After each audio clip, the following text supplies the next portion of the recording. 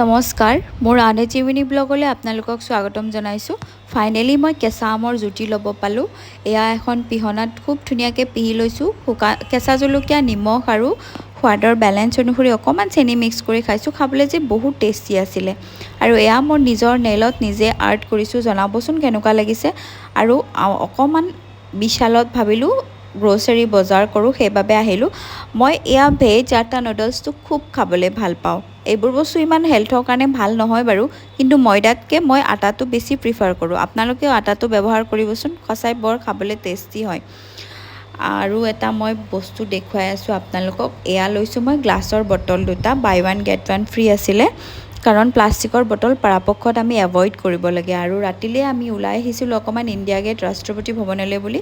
খুব ধুনীয়া ডাঙৰ এৰিয়া, পৰিৱেশটো ভাল লাগে আৰু অকণমান নিজৰ মাইণ্ডটো ৰিফ্ৰেছ হৈ যায়, সেইবাবেহে ওলাই আহিছিলোঁ। আজিলৈ ইমানে, বাই।